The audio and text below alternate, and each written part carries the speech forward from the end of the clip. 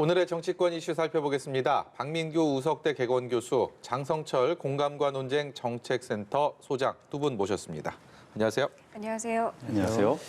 먼저 어제 대통령의 신년 기자회견이 있었는데요. 저희가 어제 구체적으로 많이 다루긴 했지만 두 분 모신 김에 한 가지만 좀 다시 한번 여쭤보고 문을 열도록 하겠습니다. 문재인 대통령이 여러 가지 이슈에 대한 답변들을 했는데 윤석열 검찰총장에 대해서 문재인 정부의 검찰총장 그리고 월성원전에 대한 수사 그리고 감사원의 감사에 대해서 정치적 목적이라고 생각하지 않는다.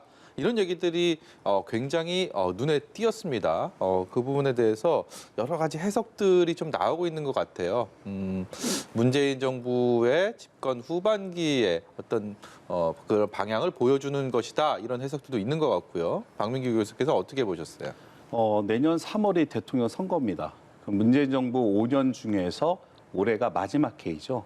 그렇다면 정부 입장에서는 코로나 위기 극복뿐만 아니라 방역은 물론 경제 회복이라든지 취약계층에 대한 긴급 지원이라든지 국민들께 약속했던 일상으로의 복귀에 모든 힘을 쏟아야 되거든요. 예. 한데 정치 때문에 그 동력이 사라지는 거에 대한 불안감이 좀 아쉬움이 있었던 것 같아요. 그래서 본인이 임명하신 검찰총장이나 감사원장에 대한 불필요한 정치적 논쟁은 멀리하고 정치는 국회가 있는 여의도에 맡기고 행정부는 오로지 국민들의 실생활에 집중하는 행정에 집중하겠다는 대통령의 의지가 담긴 걸로 보이고요. 결국 정부 5년 중에서 마지막 해는 결국 무게중심은 국회로 넘어갈 수밖에 없고요.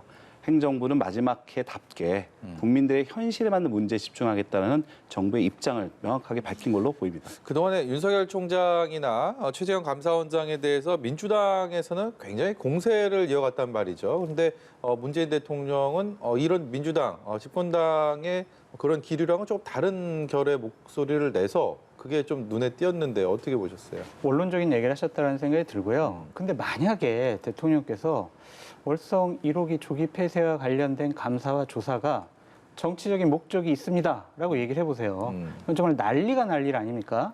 그렇기 때문에 앞으로도 또한 지금 하고 있는 여러 가지 조사나 감사가 정치적인 목적이 안 됐으면 좋겠다라는 표현을 애둘러 하신 거라고 생각이 들고요. 예. 앵커께서 말씀하신 것처럼 정치적인 목적이 있어라고 공격을 해왔던 여당 의원들이 상당히 좀 곤혹스럽게 될 것 같다라는 생각이 듭니다.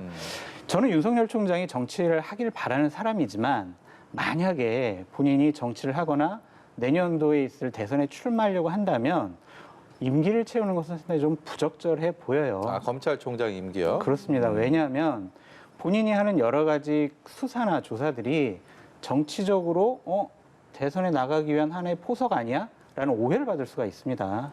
그렇기 때문에 적절한 시점에 본인의 좀 입장을 밝히는 것이 좋겠다라고 말씀드립니다. 예. 예, 또 하나 사면과 관련해서도 문 대통령이 선을 긋는 발언을 했습니다. 때문에 이낙연 대표가 어떤 이야기를 할지도 주목됐는데 대통령의 뜻을 존중한다라고 이야기를 했습니다만 정치적인 입지에 영향이 미쳐지는 거 아니겠느냐라는 분석도 나오고 있습니다. 좀 어떻게 보셨습니까? 아무래도 이낙연 대표 입장에서 위기인 것 같아요.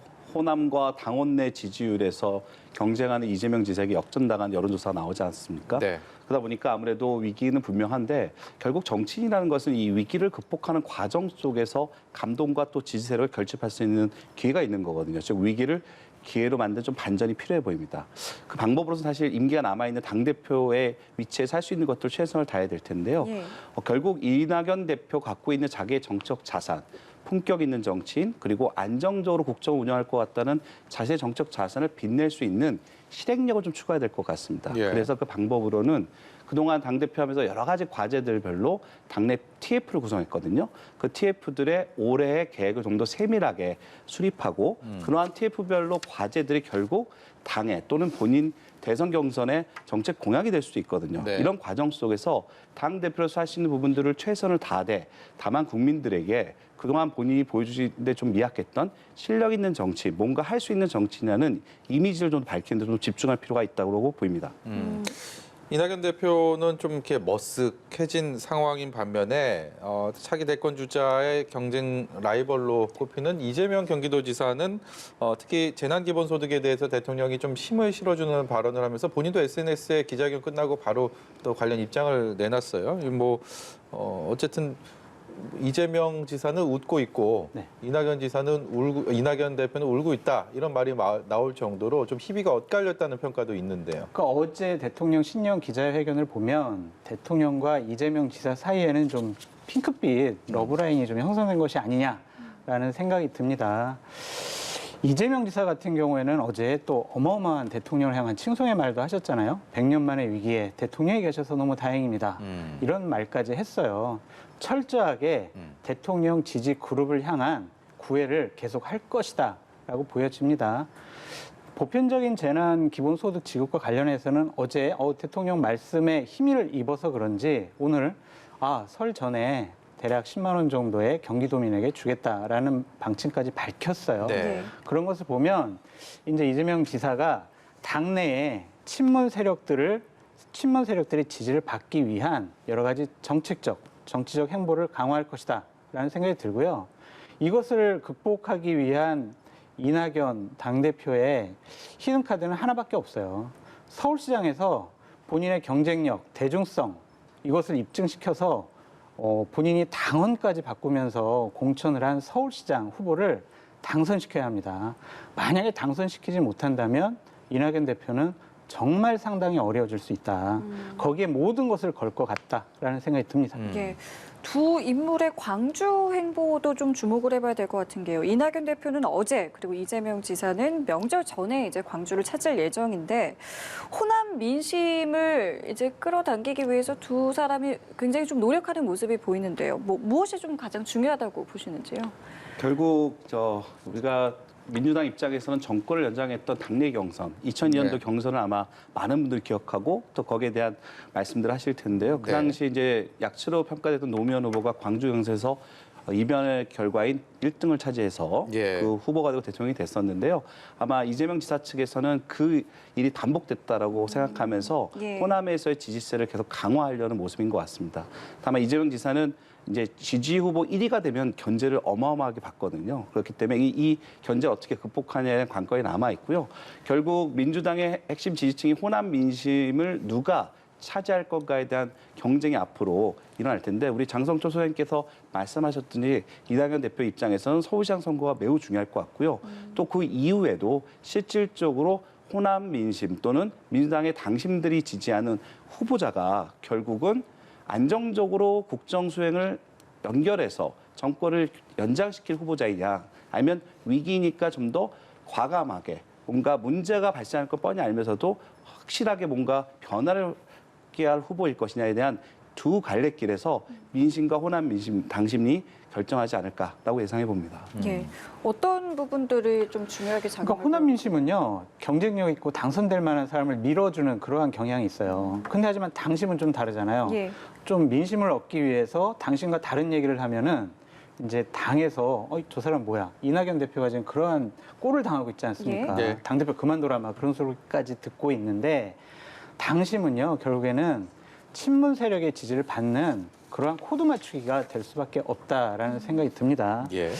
하지만 다음번 대통령이 되겠다는 분들이잖아요. 그러니까 문재인 대통령의 나라와 이재명과 이낙연이 꿈꾸는 나라가 같다면은 국민들의 민심을 얻을 수가 없어요. 하지만 또 다르다면 민심을 얻을 수가 없습니다. 같지만 다른 그런 정치적인 행보와 정책적인 판단을 어떻게 할 것이냐가 양 지도자의 어깨에 놓여 있다라고 말씀드립니다. 예. 재보궐선거 얘기로 화제 좀 옮겨보겠습니다. 드디어 고민 끝에, 고심 끝에 박영선 중기 장관이 사의를 표명했고요. 이제 민주당 서울시장 보궐선거의 후보로 나설 것으로 전해졌습니다. 지금 민주당에서는 워낙 상대적으로 국민의힘에 비해서 서울시장 보궐선거에 어떤 분위기가 나지 않았기 때문에 박영선 장관의 등판을 노심초사 기다리는 그런 분위기였는데 좀 많이 바뀔 것 같습니까? 어떻습니까? 아무래도 그동안 우상호 의원만 혼자 10명의 국민의 후보랑 고군분투하고 있다. 힘들다라 말씀을 해오셨는데 어쨌든 민주당 후보 중에서 가장 여론조사 1등을 달리고 있는 박영선 장관이 서울시장에 곧 출마할 걸로 보이거든요. 그렇다면 박영선, 우상호 양강 대결로서 민주당 경선이 2월에 있는데요. 한 달 남은 기간 동안 좀 경선 분위기가 뜨겁게 오르지 않을까라고 기대하고 있고 결국 민주당 입장에서 어찌 보면 지금 서울시장 선거를 준비하는 과정 속에서 서울 시민의 당에 대한 지지율이 지금이 바닥으로 만들어야 되거든요. 네. 그러려면 정부 여당답게 앞서 말씀드렸던 것처럼 방역은 기본이고요. 경제를 회복하고 취약계층에 대한 지원을 좀 더 현실성 있고 빠르게 할 수 있는 뭔가 당의 모습들이 반드시 있어야지만 좀 어렵게 평가되는 서울시장에서의 반등이 필요할 걸로 보이고요. 네. 더욱더 중요한 거는 결국 서울시장 선거를 시민들이 바라볼 때 지금은 민주당과 정부에 대한 불만이 있기 때문에 반대 여론이 높지만 결국 1년 임기라는 서울시장을 정부와 계속 싸울 시장을 만들 것이냐 아니면 뭔가 이 위기를 극복할 시장을 만들 것이냐에 대한 고민, 즉 현실적인 고민을 선거가 다가오서 하지 않을까라고 생각합니다. 예. 장 소장께서 어떻게 보세요? 기본적으로 저는 박영선 장관이 출마 선언을 본격적으로 하게 되면은 야권이 단일화가 되더라도 상당히 어려운 게임이 될 것 같다라는 생각이 들어요. 야권으로서는 어려운 게임이 될 것 그렇습니다. 같다. 왜냐하면 박 장관 같은 경우에는 능력도 인정을 받으시고 예. 인지도 그리고 가장 중요한 게요. 정치인들 중에서 비호감도가 상당히 낮아요. 이런 부분은 향후에 서울시장 선거에 있어서 외연을 확대할 수 있는 아무리 민주당이 부동산 문제 때문에 너무 무능력해. 코로나19 이거 방역 제대로 하는 거야? 이게 집권 세력 이번에는 한번 혼내줘야지. 라는 그런 분위기가 있더라도 박영선 장관의 개인적인 능력으로 이걸 돌파할 수 있다고 보여지거든요. 야당으로서는 상당히 좀 고민을 하고 좀 긴장을 해야 된다라는 생각이 듭니다. 장 소장의 아주 후한 평가가 굉장히 놀랍습니다. 예, 그런가 하면 출마설이 있었던 김동연 전 부총리 같은 경우는 출마설에 대해서 일축을 했습니다. 그러면서 세력 교체에 대한 이야기도 했고요. 고민이 더 깊어졌다라는 이야기를 했습니다. 때문에 여기에 대한 해석도 굉장히 많거든요. 이거는요, 대선 출마하겠다는 얘기입니다. 그리고 대선으로 가겠다고요? 그렇습니다. 그리고 나는 여당이든 야당이든 현재 정해져 있는 플랫폼 정당에 들어가서 정치를 하지 않겠다.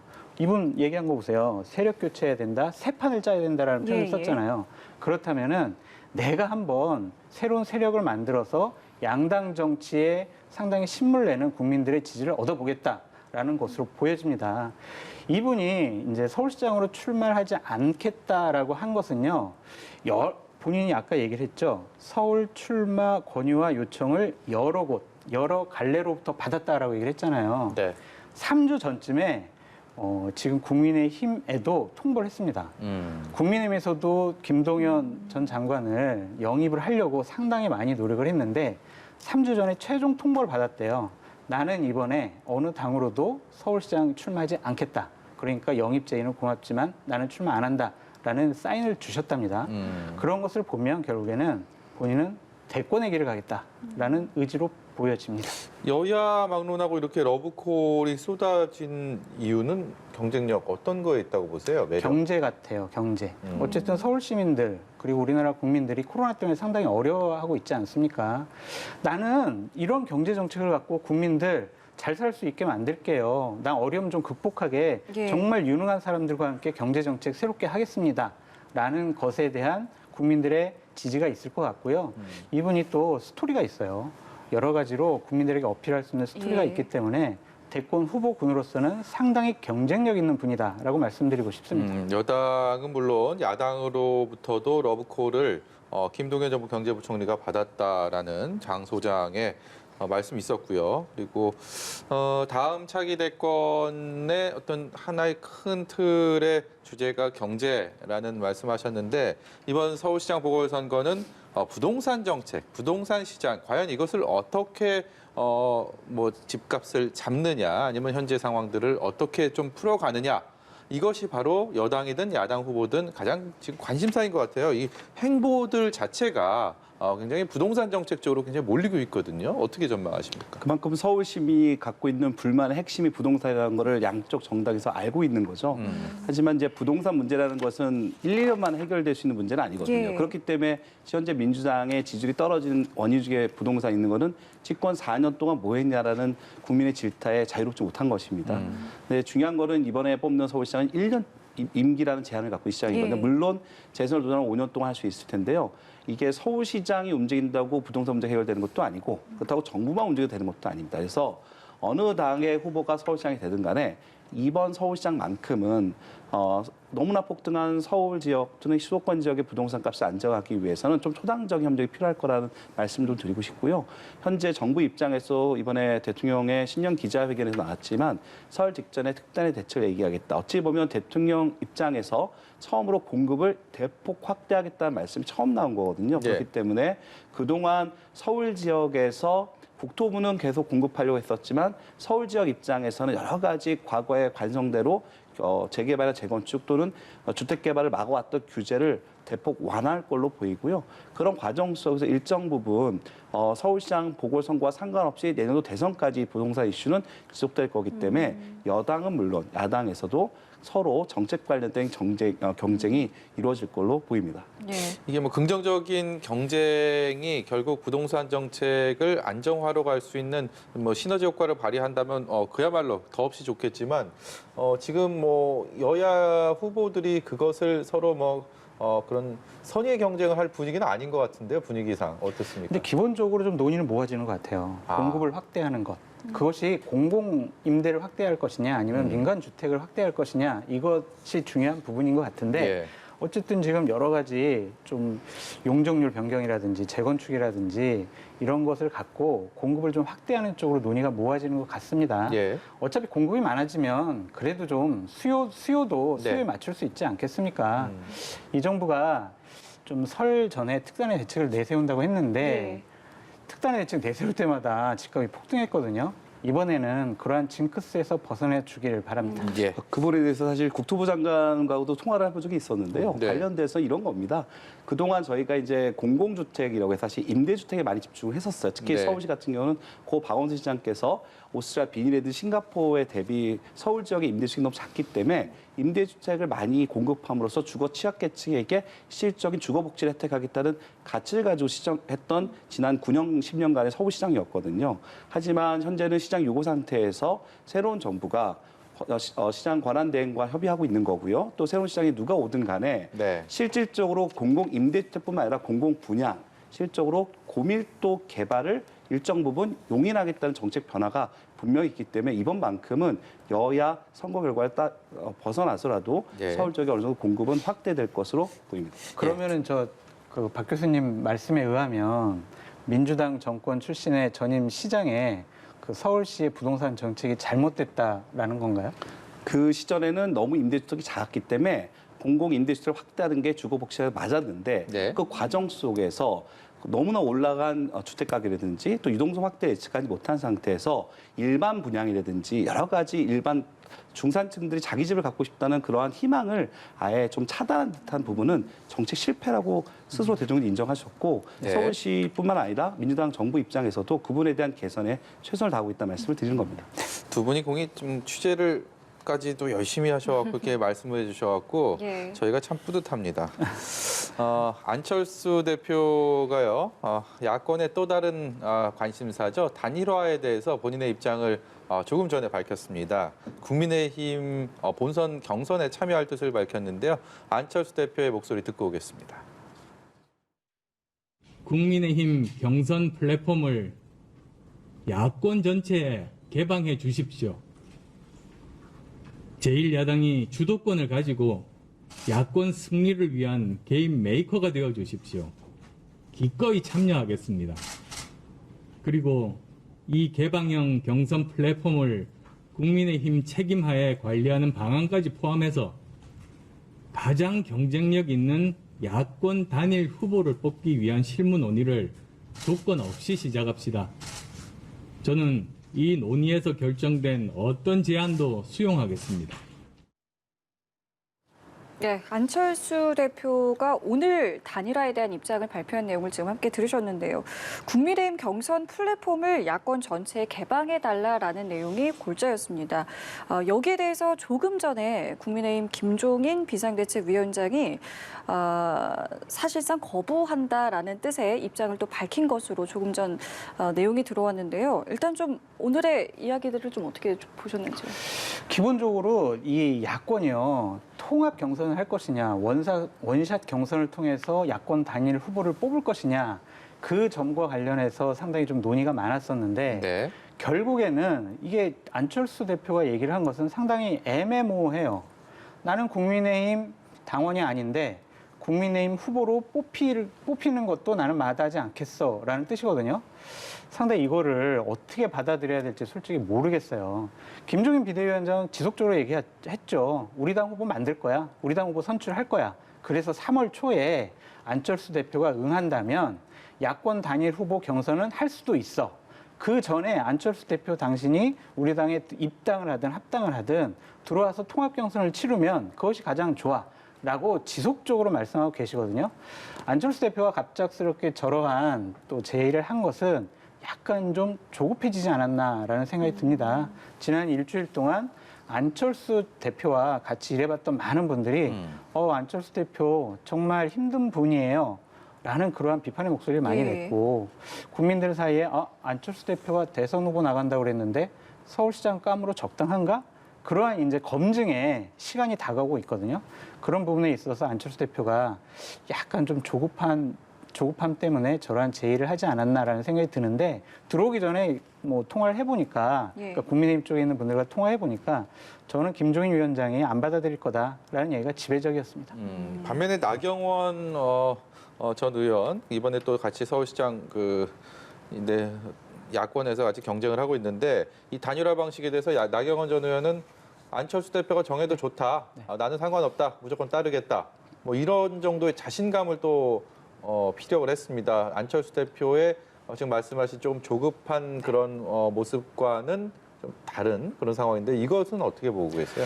기본적으로 이미 룰은 정해져 있어요. 그냥 100% 일반 시민 경선을 하겠다. 그보다 더 좋은 경선안은 없을 거라고 보여집니다.